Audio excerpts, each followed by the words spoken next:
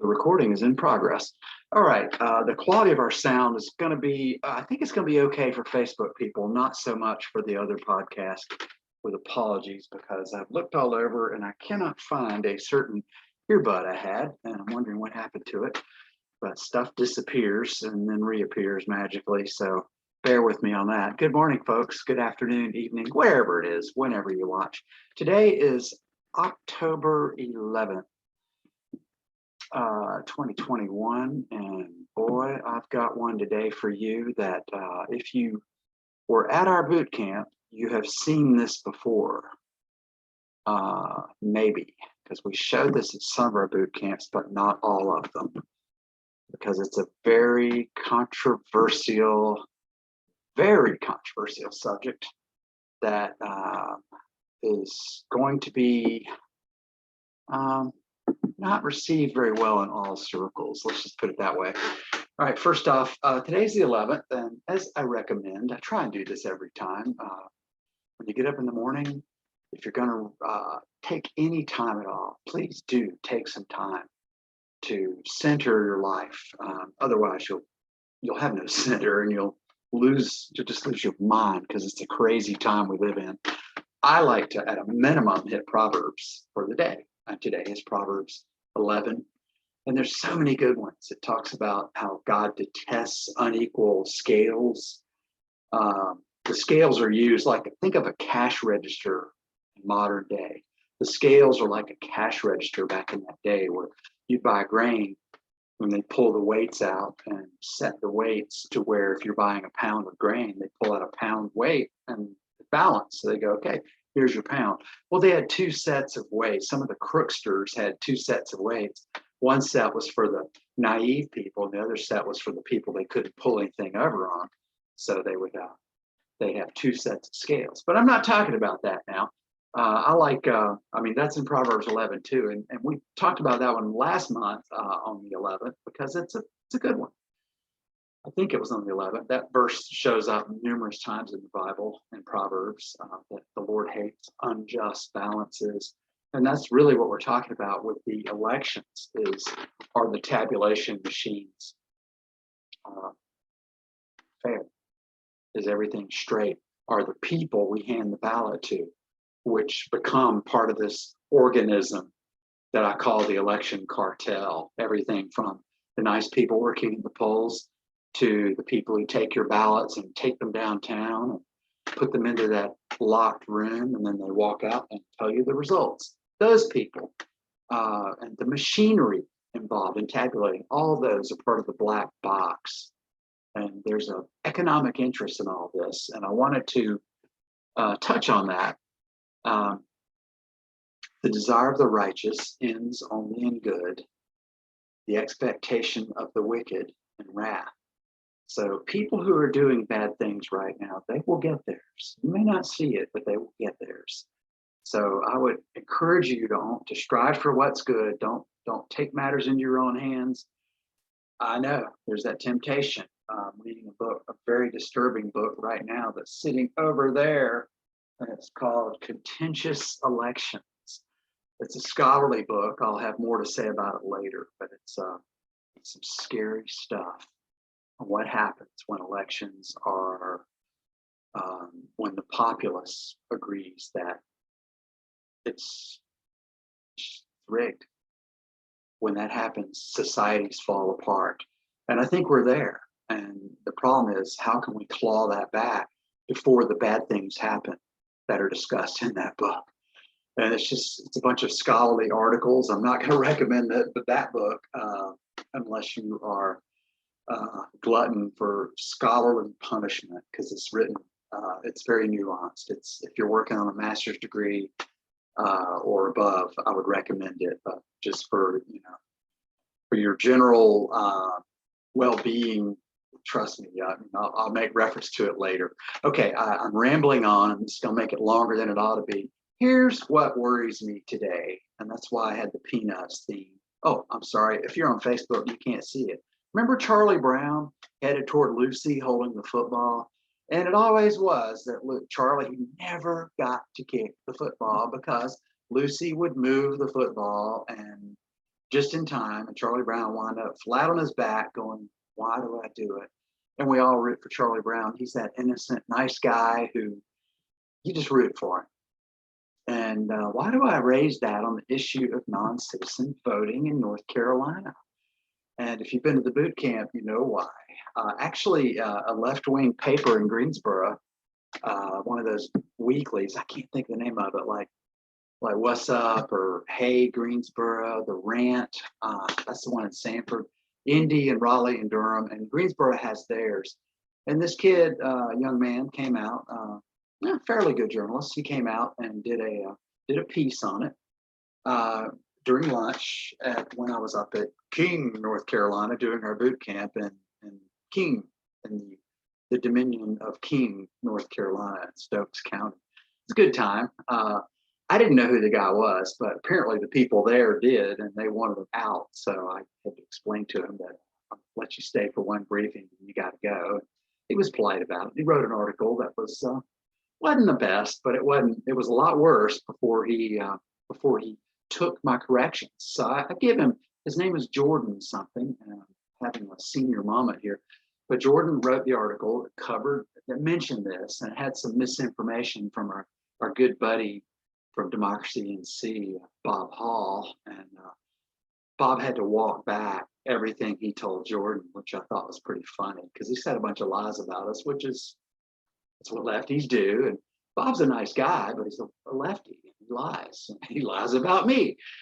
So, just one of those things. But Jordan wrote the article, and by the time it was finished getting corrected numerous times, it wasn't too bad an article. It still painted us in a fairly bad light, but what do you expect? It was a left-wing media outlet, but I'll try and find it and put a link to it on our website. It's regrettable, but I talked about it. Anyway, so he's seen this, and a lot of people saw it. Now you're going to see it, because the name of this briefing is Non-Citizen Voting in North Carolina, and what it ought to be is this.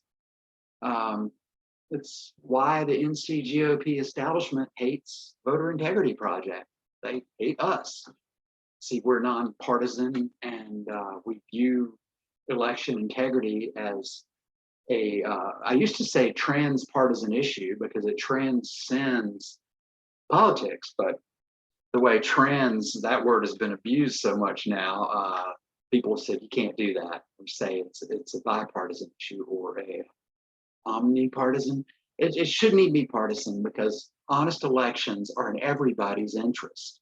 Even, if you're the side that's cheating, Democrats, no, I'm not saying just Democrats cheat, but because I guarantee you that is not the case. I'm not going to go into that today. But if your side is cheating, or your party or your candidate in a primary, say, if you're cheating, a lot of people see it, and the more people that see it realize that, oh, okay, you're a con and I'm not backing you, and it undermines the credibility of your government. And that's the problem we have right now, is that the credibility of our government is at stake, both at the state and federal level. How do we, I'm going to get up, I'm going to break a rule.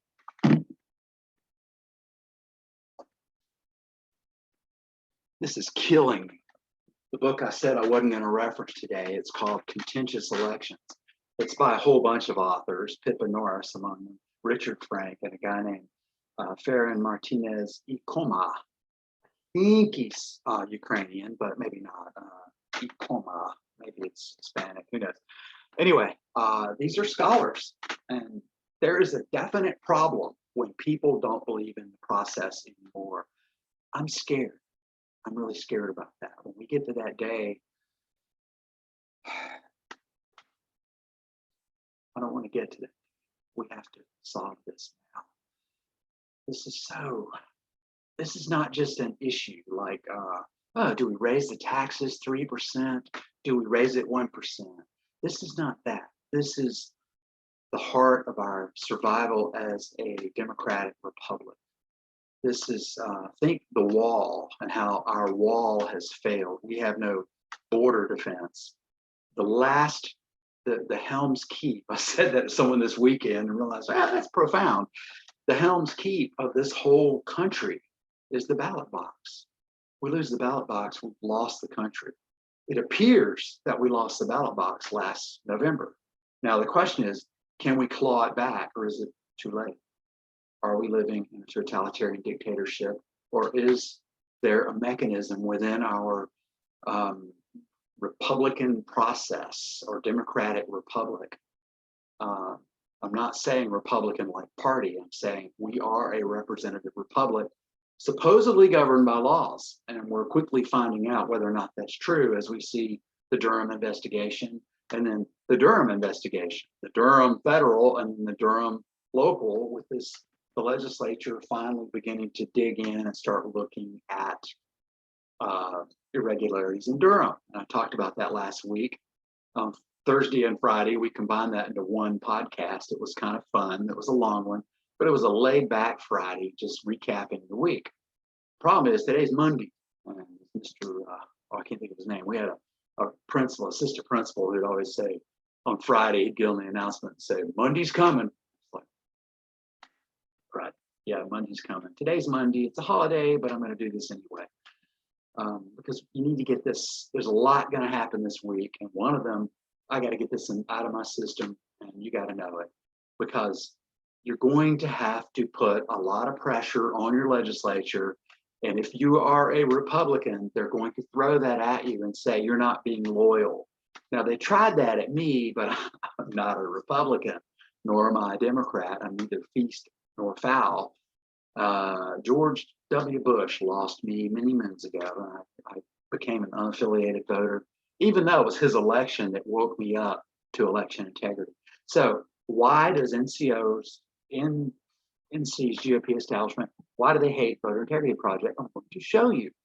And I hope at the end of this, you will get the right takeaway action, which is to stay on them like a duck on a June bug. Stay on these lawmakers. Don't pat them on the back now that they say they're going to do this in Durham. Stay on them, because there's other things. There's what we're going to talk about is House Bill 249. I'm not going to talk about Durham. I'm going to talk about a House bill that came up last week, and it got amended, much to my delight and surprise. And now it's got a big bullseye on it again, and the Republican leadership is letting this go forward, and I'm happy for them. But it's indicative of what they've done, and I want to show you what's happened. And that is, it's a bill that will help election officials find non-citizens on the voter rolls. Seems simple, right? Right. This is not a issue that's just conspiracy kook theory. There was before he about lost his career, or the two guys that did it, one of them was an ODU professor, and I've spoken with him, and he had to walk back his research because he was just, because the left they were gonna crucify him if he didn't. And he somehow got to keep his job as a tenured professor up at ODU. He did an academic study on non-citizen voting in North Carolina, in America. And he went back and looked at the 2008 data and drew some pretty alarming conclusions. I'm not going to spend a lot of time on it, but he said the Washington Post research page called Monkey Cage said, could non-citizens decide the November election? And the answer is yes. In fact, they did. Originally, these authors posited that the numbers were there to show that about 14,000 non-citizens voted in North Carolina. It was all just data. It wasn't proof. It wasn't. See, the problem with data is data doesn't stand up in court. People stand up in court, but data doesn't. This is why I keep telling my people who look at the data and say, see, this proves fraud. I said, no, those are just nice numbers. What proves fraud is called evidence. And these guys, they presented data. They presented a suggestion that non-citizens voted across America at a certain percentage. And when you look at, wait a minute, I'm sorry, I said 14,000. That was what Obama won North Carolina by. And they found, based on their metrics, that there were a lot more non-citizens that probably voted in North Carolina in 2008, illegally, I might add, that probably voted in North Carolina than were that would have exceeded the outcome of that election And thus Obama, because of non-citizen voting in North Carolina, he got 13 electoral votes he shouldn't have gotten. Would it have swung the national election? No. But they pointed this out, and the Washington Post ran it. It was very controversial. So I'll put the link up to it on our website because it's really funny because these guys have had to come back twice. There's a big debate about it. I've seen other crappy research in Washington Post, but enough about Justin Levitt. I've seen some other really crappy research that they put up there as research, and it's not peer reviewed. It's just, well, actually, in the case of Richmond, the guy who did this article, it was peer reviewed and it was published in a regular journal, and it was good research. The one that Levitt did was not peer reviewed. I won't go there today. We'll talk about that some other day because it's getting longer and longer. I won't put a zipper on it. Sorry. Okay. The Washington Post says, yes, they could be. And this is the problem. This is just one. Those of you who are on Facebook, sorry, you're not seeing it, but what it is a jury summons letter, and different sheriffs issued them in different counties. And the one I have on the page is from Cumberland, but the one on Wake has basically the same thing. They ask questions that you have to check off certain blocks on the Cumberland one. On the Wake one, it's the other way around. You check them off to disqualify. The Cumberland one says, I declare under penalty of perjury that I, and you check these blocks, am not a resident of Cumberland County. You check that under penalty of perjury. It means you're getting out of jury duty. It says, have served jury duty in the last 2 years, am unable to serve due to physical or mental disability, have been convicted of a felony, and my citizenship rights have not been restored. Okay, save that one. That one could impact the voter roll. I'm a full-time student, and I state post-secondary public institution. Okay, that one doesn't affect voting. I'm 17-year-old. See, these things get you out of jury duty. But a couple of them, I'm not a resident of Cumberland County. I've been convicted of a felony, and my citizenship rights have not been restored. And my favorite, I am not a citizen of the United States. Actually, it says I am not a United States citizen, which is what it says in Wake County as well. But don't tell Bob Hall that because he lies about that. At any rate, in Buncombe, they blur that. You can't tell whether it means you're not a resident of the county or it means you're not a citizen, because the Buncombe clerk of courts collapsed that question into one question. Or maybe the sheriff did it. At any rate, it's a blurry question. And the standardized question is what these guys did. And I've seen it from other counties. Wake and Cumberland do it right. I think I saw one from Forsyth. They do it right too, amazingly. Now, don't tell them. They'll probably fix it and screw it up like Buncombe has.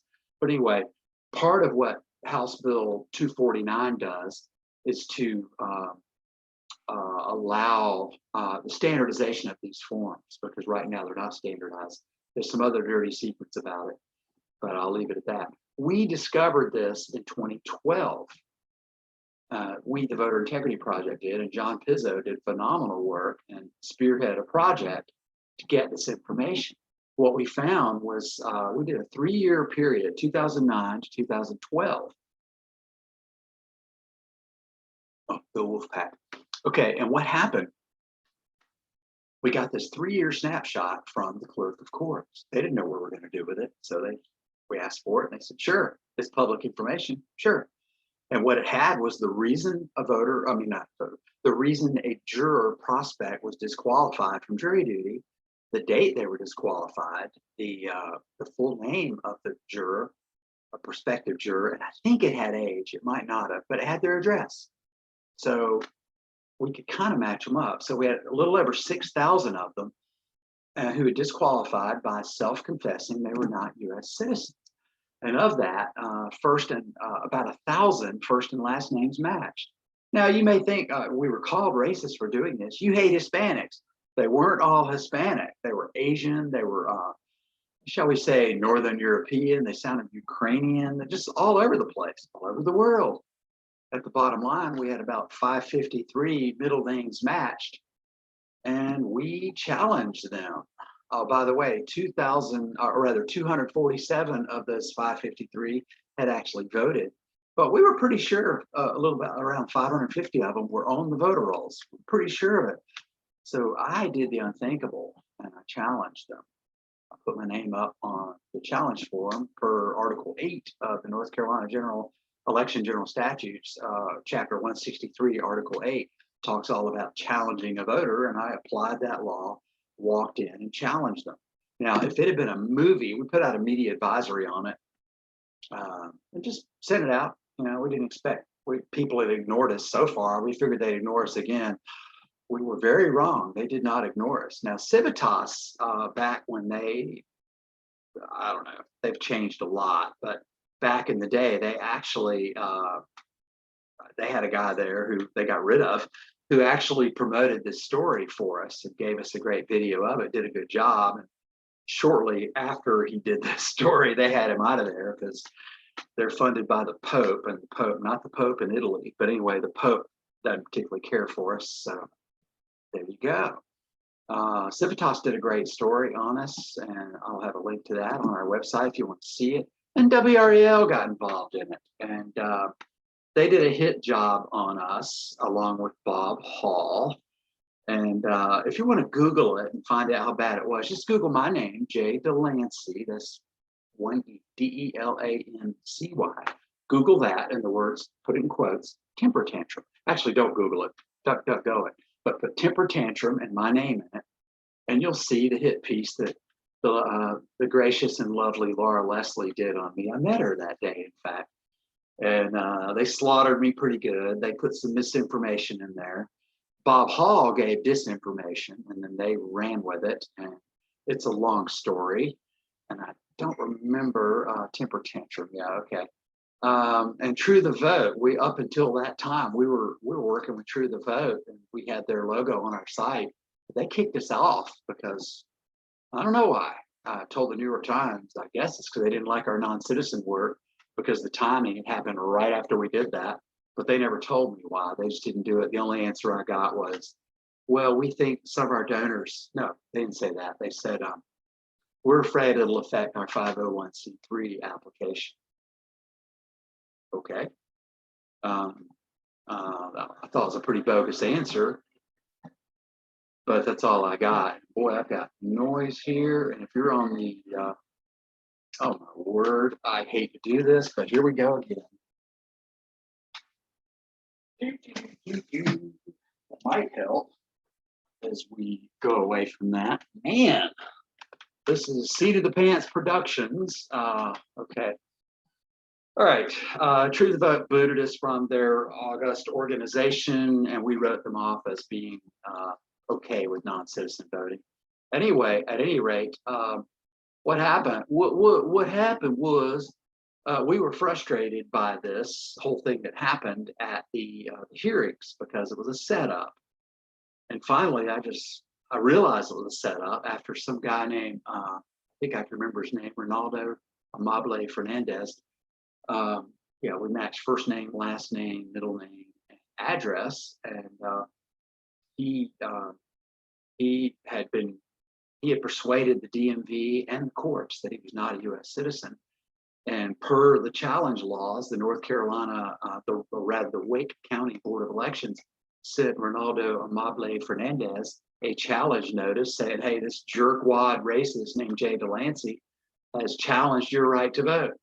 So you need to let us know if you're a U.S. citizen or not, because he thinks you're not. I'm paraphrasing. The jerkwad racist part wasn't in there. But anyway, they sent these letters out to all these people that we had challenged. Now, we challenged 553 of them, and some of them, oddly enough, some of them were duplicates. And the election board, they made fun of us for it. And I said, no, they were duplicates because you had them on twice. They were registered twice is the reason they were duplicates, because it was just data to us. So we just ran a word process, mail merge, signed them all and sent them in, and didn't even notice that some of them were the same voter registered on the roll twice. So I thought, isn't that interesting? At any rate, about 530 made the first cut, and then they said, oh, the DMV, this is a whole nother story I'm not going to get into today, but the DMV had their own way of interpreting the data. And I'll say it was incompetent, and I'll say it to this day. If you get me in court, I'll prove it. So come on, DMV, come on, I dare you. Anyway, what happened was Ronaldo's letter. They sent a letter to Ronaldo. He didn't come. He provided no evidence whatsoever. He didn't show up at the hearing. He didn't send anybody at the hearing. He never wrote them back, never contacted them. So per North Carolina law, he should have been removed, but that wasn't the deal that day. The one Republican on the board had been called away to court duty, and had I had a half a brain that day, I would have called for a postponement because the board wasn't there. But he was on the phone with us, and we started the hearing, and then he had to go into court, and he left. It was Josh Howard, and Josh couldn't do anything. He had to go to court. He's in federal court. He had to go into court. So now I had 2 Democrats in there, and they proceeded to dismiss every one of our challenges. And I had a list of 21 of them, or 18 of them, 18. Anyway, and a couple of them had gotten back to the board, and they had become naturalized. And so, okay, we won't get into, did they vote beforehand? I'll leave that alone. Let them, they're naturalized. Okay, fine, let them do it. They followed the rules to some degree. So the 18 that were left had told DMV they were not citizens. So think about it, about a little over 500, the DMV didn't know about, but the courts did. So it's a problem. The courts knew they were not citizens. DMV did not. Why? Because for a long time, you could get a license in North Carolina without proving citizenship. So we think that's how they got on the voter roll. We'd love to know for sure, but election officials won't tell us that. And they've got some privacy laws they're hiding behind with it. Bottom line was, they started dismissing all of them when they got to number, I think it was number 7, Ronaldo Amable Fernandez. When they got to him, I just realized, okay, they're going to dismiss them all, and then they're going to get out there and lie about us and say, hey, it turned out that all these people were citizens, and therefore Jay Delancey has filed 553 or 530, whatever, spurious challenges. There's a term for that. And I'm not getting the right term, but if you file a challenge and it's reckless, they can come after you. And that was what they were setting up for me. I didn't realize that at the time, but they were setting me up for that. All I knew was, okay, if they don't take, and I went down the list because I saw where they were taking hardly any evidence at all. I mean, they took a piece of paper with some numbers on it. Said, that's her passport number. I said, well, where's her passport? If that's her passport number, that didn't prove anything. A piece of paper with numbers on it, that didn't prove it. And they went ahead and accepted it anyway. And I went, oh shoot, they're gonna get rid of all mine. So I went down and found one who provided not even that, just gave nothing, and that was Ronaldo. And so I figured, all right, I'm beating this to death. When they decided that he was going to stay on the roll, that I had not provided sufficient evidence, even though 2 agencies, the courts and the DMV, had both said he wasn't a citizen, but that was just data. I didn't have any proof. I didn't have evidence to bring into court to say, here he is, see, he's not a citizen. But he wasn't there. He was ordered to be there in order to defend his right to vote. He didn't show up. So we got a problem here. I stomped out. I just decided I'm going to walk out of here. I'm going to damn the system, because the system is rigged against me. That's called pulling an Alinsky, not Lewinsky, Alinsky, Saul Alinsky, not Monica Lewinsky. I didn't pull one of those. Ugh. Anyway, I pulled a Saul Alinsky, and when the deck is stacked against you, you damn the card dealer. When the system is rigged against you, you blame the system. I decided, all right, I'm going to change the narrative as best I can. So I went out. I was pretty mad. I sputtered incoherently. Then they shot video of it. It's, again, Jay Delancey, temper tantrum. You can see it all. But when you look at it, look at Bob Hall. Look what he does, because he's the one who arranged the whole media event. And Bob lied in that video. He lied. He lied his tushy off, because he said, oh, I just went over from the clerk of courts. I just talked to Lauren Freeman's office, and you're mistaken. They were not non-U.S. citizens. They just weren't citizens of Wake County, and you've wasted all this valuable taxpayer money. Bob was lying. That was a lie, because the form did not say that. He lied about it. But in that moment, when I was very angry from the hearing, I was like, what? What? You know, when someone lies about you right there in front of everybody, and and your fight or flight breaks in, you might break down and cry or something when someone's just flat out lying, or maybe you get mad and you punch them. That was kind of where I was at. Bob had gotten me to that point, and I was just like, I didn't know what was going on. I was like, oh, could he be right? I know he's not right, but in that moment, you get that deer in headlight look. So it'd be much comedy to go look at that. But if you look at my video, look at Bob's too, because Bob was lying. How do I know he's lying? Because 2 weeks later, or a week later, for a whole week, I was running around going, hey, Wake County has non-citizen voters on the voter rolls, and they don't care. Josh, did I mention Josh Howard? Josh was on that board, and Josh came back into town, and he met with the other attorney on the board. There were 3 people on the board. There was someone whose name I keep forgetting. But Aida Das Havel was the board chair, a Democrat divorce attorney who we were classmates at Sanderson back 100 years ago. And Aida was the board chair, and she sided with the Democrat. I think it was Talley or Banks or someone like that. It'll be right in the book, but I don't have that here. At any rate, the 2 Democrats had thrown out all of our stuff, but that other chick, the other one, not Aida, but the other one, she was Black. And when I was briefed about who these people were, they said she's the NAACP rep on the board. And I went, what?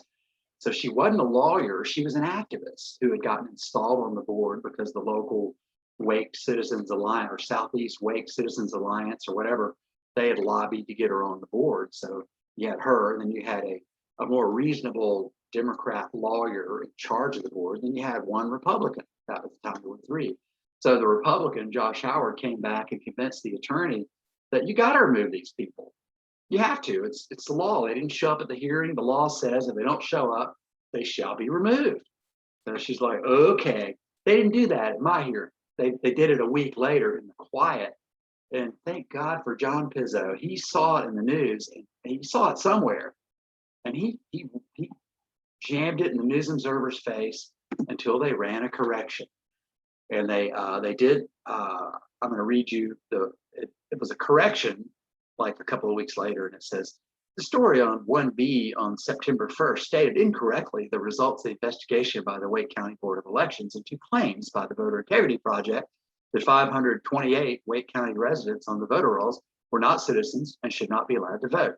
The board found that 517 of the residents were eligible to vote, but removed 11 names from its registry and referred them to the U.S. Immigrations and Customs Enforcement, said Cherie Poucher, Elections Board Director. Ms. Poucher grudgingly admitted, and you look at the video on that temper tantrum story, they had all these little videos of everybody, and she had her little thing she had to say. But the bottom line is a week later, they did the right thing for 11 of them anyway, for 517. It wasn't that they found they were eligible to vote. They just denied my evidence. And that was the way they got around that. So we were furious and went back to get more data. Like we thought about appealing, but we didn't have lawyers. We were just a couple of, Joe Bag of Donuts and his buddy poking around. Actually, if we made a movie about this, it would have been called Bambi Goes Hunting. And I would have been the star because everyone was, hey, Bambi, let's go hunting. And they were waiting for me. I didn't know. And my only advocate that might have helped was the Republican judge. And he couldn't talk to me and lawyer for me. And there were so many things I didn't know about the process.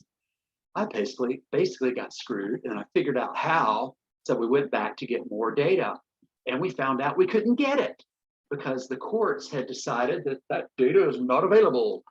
Enter a representative named George Cleveland, a 6-term representative from Onslow County, a true patriot.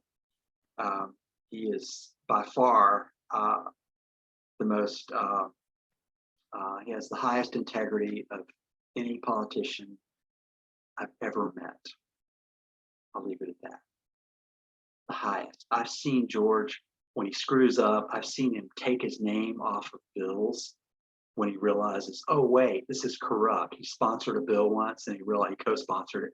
Then he realized it was corrupt, and he took his name off of it. He filed an ethics charge against David Lewis back before it was cool, because David is a convicted, I think he's a convicted felon, but he left in disgrace, and he's under a cloud, under a federal prosecution. Knowing the courthouse crowd, they probably got it down to misdemeanor, and I probably said something wrong about him. David got in a lot of trouble.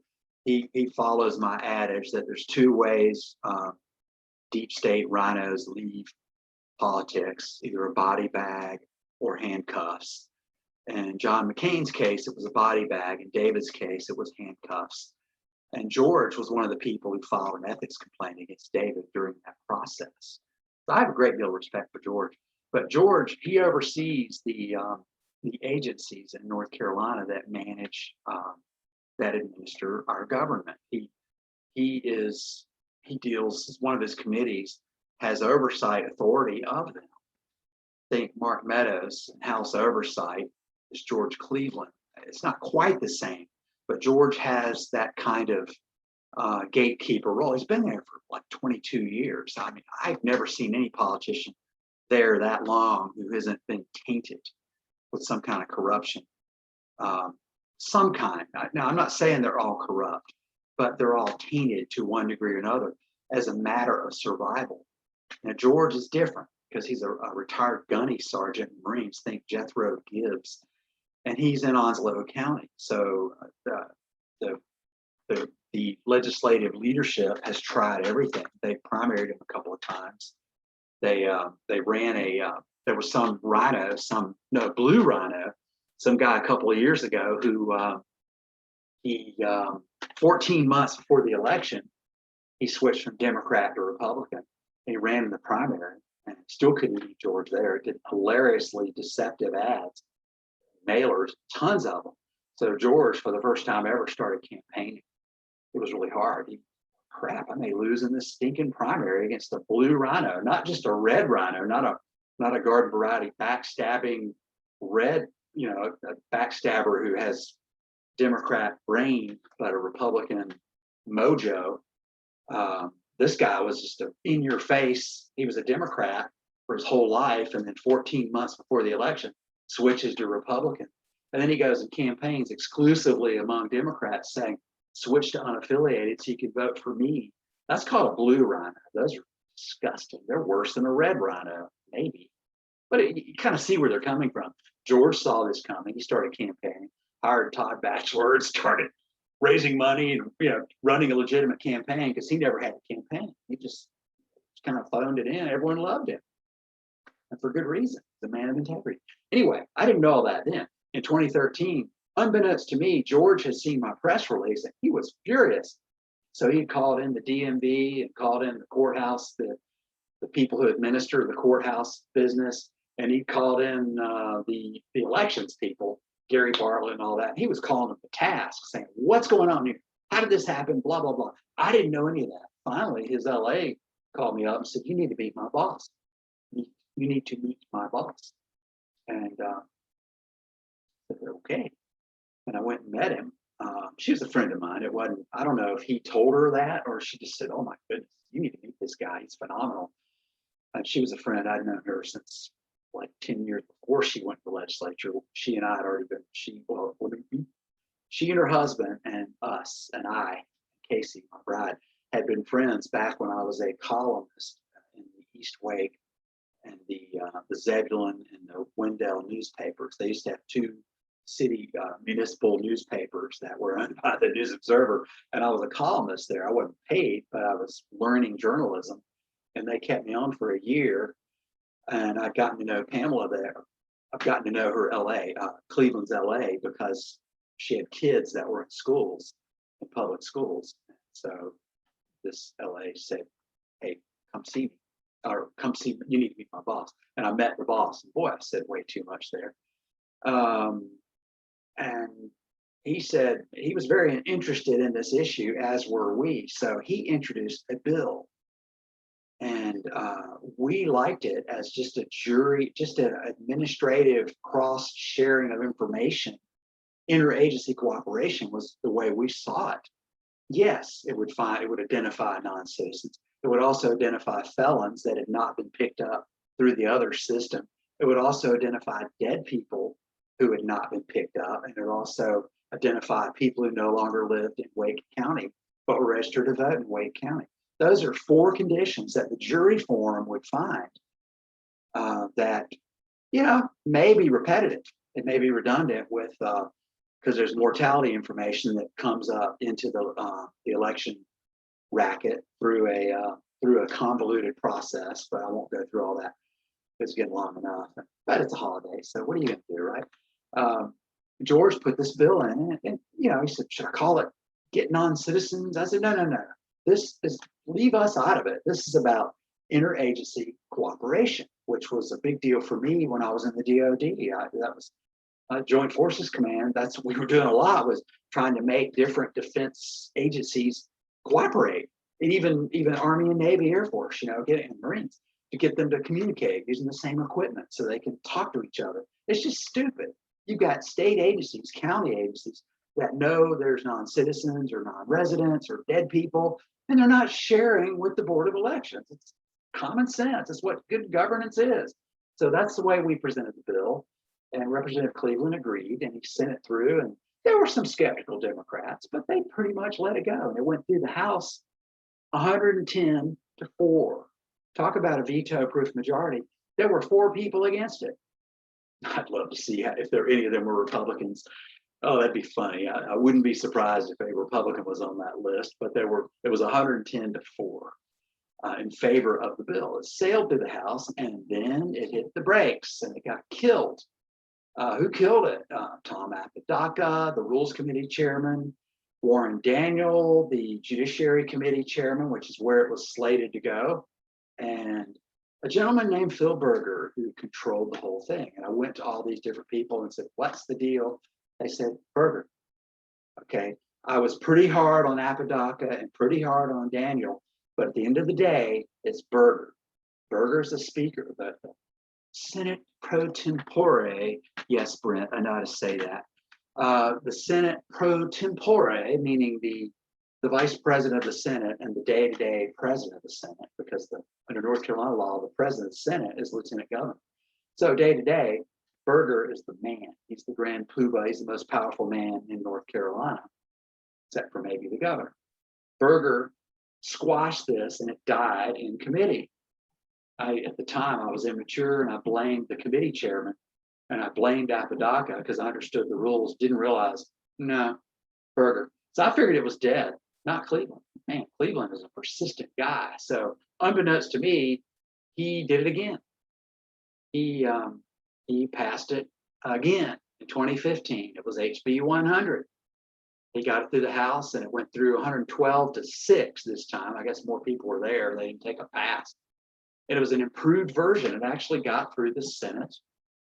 And then when it came back to the House, it was killed in the 2015-2016 period by my old buddy David Lewis as the Rules Committee chairman, and by my old buddy Speaker Moore.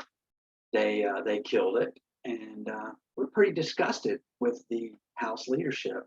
That was about the time I was about giving up and doing election integrity, because I realized I'm fighting both parties. We're already in California. I didn't realize it. They're both corrupt. They're all corrupt. And I was pretty frustrated. People who knew me closely knew something was up, and I was about ready to bag it, to shut down the Voter Integrity Project. Then some help came that helped us to realize, no, you got to stay in it. This is God's calling on you. And I can't tell you how many times I've been kicked in the pants by the Lord or through someone working on God's behalf after thinking, okay, I'm doing this for the wrong reasons. So that was a case where I found out both the House and the Senate were playing theater with me, and they let this bill die. So Cleveland's second shot at it got killed again in the 2015-2016 legislature. But George Cleveland is, I mentioned he's a retired gunny sergeant. The dude is persistent. So he did it again. Let me see. Okay, that was House Bill 100. Skip Stamp, a guy I always liked, a pro-lifer, a good guy. He's progressive. he sabotaged the bill on the House side, and we got it over in the Senate, got it unscrewed. And that's why I think Moore ultimately killed it, because Tamara Berger actually fixed it on the Senate side. It's really complicated, but Stam had made it non-public. And without public oversight, the bill is worthless, because once you keep it behind doors, nobody can check on them, verify their work. They'll do whatever they want to do. It won't matter. Oh, well, the law says we have to do it. Yeah, the law also says you can't have modems in your machines, but you're not going to let us prove it because it's confidential information. You see the circular reasoning they do? They create a law that says thou shalt not, but there's no enforcement mechanism because there's no oversight mechanism. The House didn't, they don't have a committee to oversee them. They kind of do, but it's just a bunch of politicians. So, but people like us doing it, the public, okay, rabbit trail time, as if there weren't enough. When we found 30,000 dead voters, the reason we found them is because it's a transparent process. And the reason the state does a pretty good job, the State Board of Elections does a pretty good job with dead voters now, is because we embarrassed them. We showed them the problems in their methodology to determine whether a dead person is the same person as the guy on the voter roll. They were erring in the direction, or out of an abundance of caution, they were erring and keeping these people on the voter roll if they had any doubt whatsoever. So it was ludicrous. And the propaganda that same people, Gary Bartlett and the Board of Elections, put out at the time was that our records were wrong. We said, no, our records are right. Their records are wrong. And we stood by our data. And at the end, we were vindicated. It took us about 2 years. Nobody saw it. It wasn't any media, but we were right. We were right on that stuff. And they tightened up their act, and they got a lot better at finding non-citizens. And now they do. It's slow. It takes them about 3 months. I mean, not dead people. They do a pretty good job of that now. They're slow. It's about a 3-month lag, unnecessary 3-month lag, I might add. There's a quicker way they could do it if they don't do it. But they didn't ask us. And if Marquise Robinson becomes governor, maybe he'll ask us, but the Democrats don't care. They like dead people on the voter roll. They like non-citizens on the voter roll. They like a lot of people on the voter roll who don't know they're on the voter roll. They're called the modern day dead voters. But this bill was just talking about dead people. And Paul Stam sabotaged House Bill 100 by making it a private matter. And then I went over to Tamara Berger and said, please, can you fix it? And she fixed it. But I was loving her too, but it didn't matter because then it went back to the House and Moore killed it. So Tamara, what'd you do? Did y'all get a deal? Because before Berger had killed it, this time around, Moore killed it. Oh, boy, vey. All right, so then Cleveland didn't care. I mean, Cleveland does care, but Cleveland, he's persistent. Did I mention he's a gunny sergeant? So he files it again, only this time he files the exact same language that Senator Norman Sanderson filed on the Senate side. They figured, get it to the Senate, get it to the House, it'll all be good. No, what that did was smoked out who the bad guy was, because it got through the House. It was a little more contentious.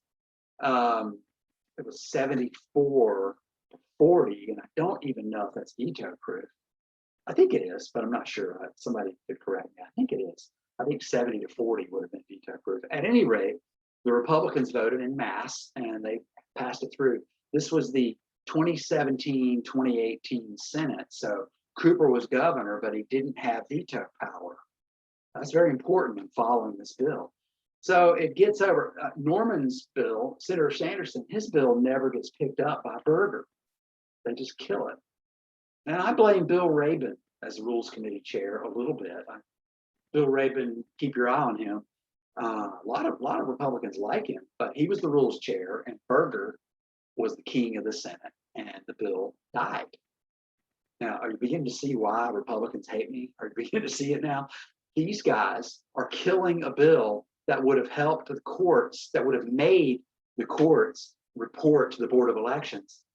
The people are getting out of jury duty for reasons that affect the voter rolls. Things like the courts find out a person died. The courts find out a person no longer lives in that county. The courts find out the person's a felon. The courts find out the person is not a U.S. citizen. Because they don't just get out of jury duty for it. They have to prove it to the courts that they're not a U.S. citizen. These people, a lot of them are just people with green cards. They're good, honest non-citizens who accidentally got on the voter roll. But as we found in 2012, a lot of them are people who evaded the DMV. They created fake paperwork, and then they're stuck on jury duty. It's like, whoa, oh crap. And they check the block and they prove in court they're not citizens. So it's there. I would characterize those as potentially illegal immigrants, the kind that evaded DMV or that got a license at DMV back before you had to prove you were a citizen, which was, I'm told it was as late as 2006. I thought it was around 2004, but someone told me that no, it was later than that. And it was a non-citizen who told me, and they said, because I got a license in 2006 and I didn't have to prove anything. I was like, really? She's a citizen now. She's naturalized, but she went in 2006 and she got an LP license. It's a long story and I won't digress. The bottom line is in 2017 and 18, when they had a veto-proof majority, Berger and Moore, or just Berger, killed that bill again. For the 6th year in a row, the House or Senate or both, the House Senate leadership killed the bill that would have identified non-citizens. And then 2018 elections happened, and then they lost their veto-proof majority in the House and Senate. Never mind. Cleveland and Joyce Crawick this time put the bill forward. Kudos to both of them. They get a lot of props from the usual suspects. Cleveland, I got it on good authority that he's so honest that Speaker Moore hates his guts. That's just the way it is up there. But don't tell me. That's our little secret. But Joyce, she put it in on the Senate side. Cleveland, I said, "You gonna do it again?" He said, "No, I'm not gonna do it anymore." I said, "What?" Because I'm not gonna do it. I'm gonna make them run the bill first. So he got Joyce to do it. Joyce agreed to do it, and the Senate passed the bill. It was a great debate. I was there watching it, going, "Whoa, can't believe it! It's actually happening." And it didn't happen. First off, the House, they sabotaged it. They wrote it to where it was all about non-citizens. They made it an extremely xenophobic title. It was no longer about just the integrity of two agencies. It was about getting those non-citizens. They wanted to make sure that Cooper wouldn't be deceived into signing this, thinking it was like, oh, okay, yeah, I like that. Yeah, good government. Yeah, I like that. And getting suckered into signing it. So little Timmy made sure that he could, oh, hey, Gov, you really want to veto this one. So he changed the name of the bill. And let's see if I have the language on it. Oh, it's called Remove Foreign Citizens from Voting Rolls. Yay. Hey, that was great. So Cooper vetoed it. Surprise, surprise. North Carolina governor vetoes controversial bill to remove names from voter rolls. No, all it would have done was identified these people to the Board of Elections, and they would have gone through a process to identify who, to contact these voters and get them to prove their documentation that they're citizens. That's all it would have done. Nonetheless, this is what happens when saboteurs, alias rhinos, get involved with a law to sabotage it and screw it up. Now remember that word, sabotage.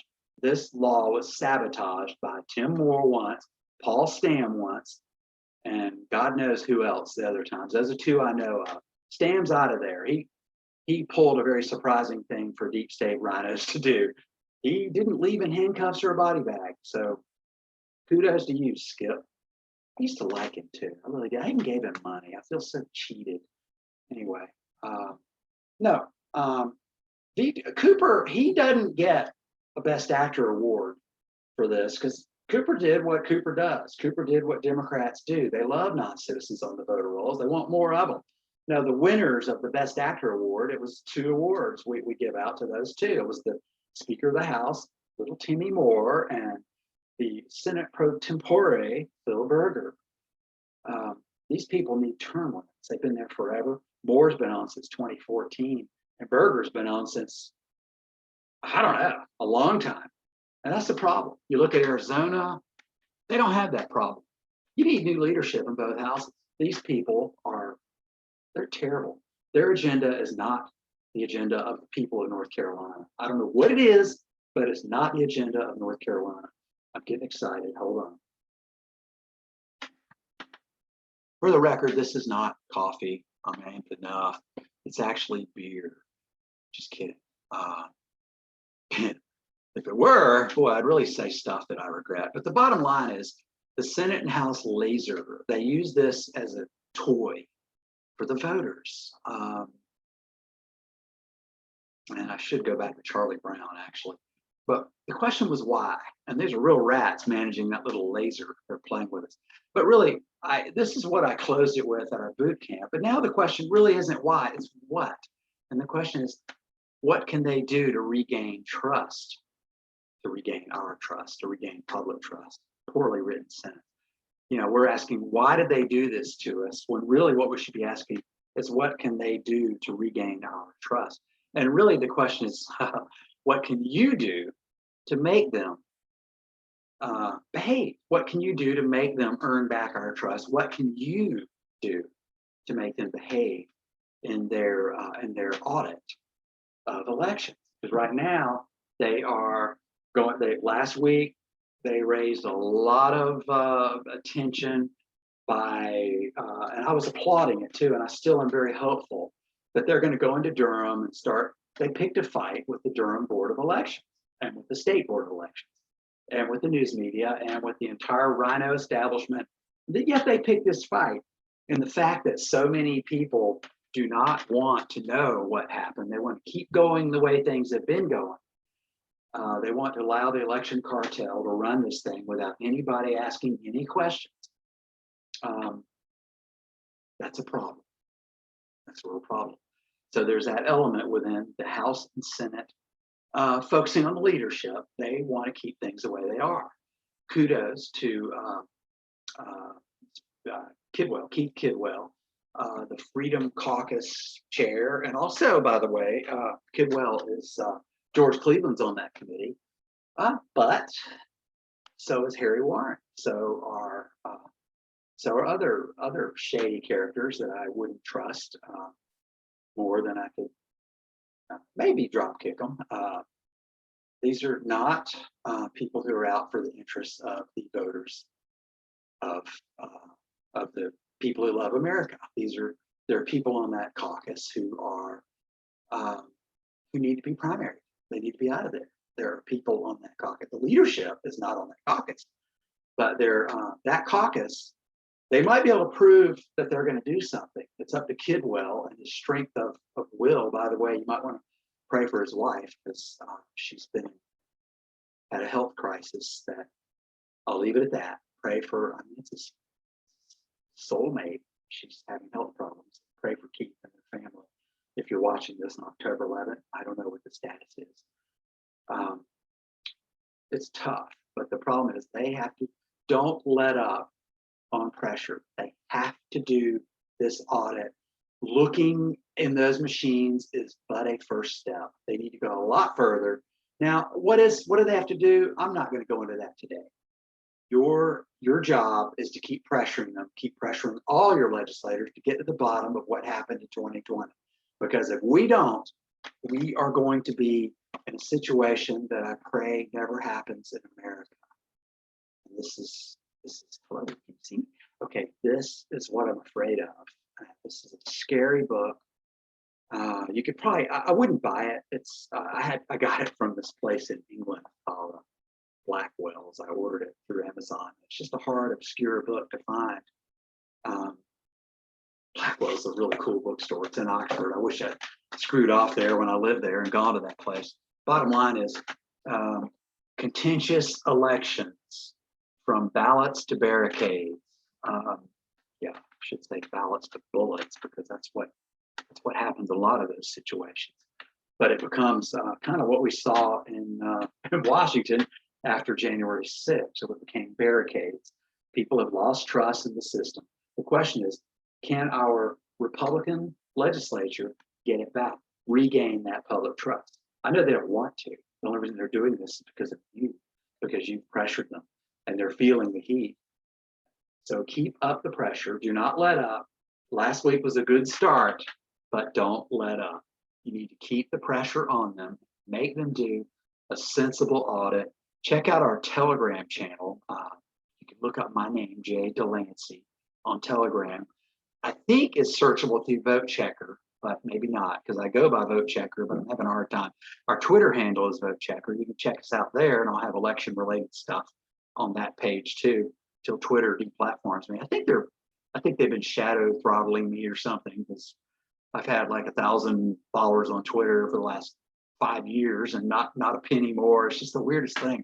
So anyway, check us out there. You might, whatever you do, follow or whatever. Do those things. Subscribe to our channel on Telegram. We'll start using that, thinking, even I wonder if Telegram is owned by Twitter. Sorry, I digress. All right, this has been a long briefing. I apologize for that, but it's lengthy, and it's the bottom line to it is, you're going to get pressure from Republicans to shut up and color. You're hurting the party. And then they'll say you're undermining public trust in the process. They undermined public trust in the process, not you. By demanding accountability, you are not undermining public trust. That's just ludicrous. That's just ludicrous. That's like the kid who kills his parents, then goes into court, and they're trying to prosecute him for murder, and they say, no, you're just being cruel to orphans. You hate orphans. It's just stupid. It's a stupid defense. And that's all they've got, because these people, I'm not going to judge them. I'll let God do it. But refer back to Proverbs 11:23. The wicked, they're going to get what they want. What you need to do is pursue righteousness and let God sort it out. And that's all. I got to go. I've been way too long. Have a blessed Columbus Day. Yeah, it is Columbus we celebrate. It is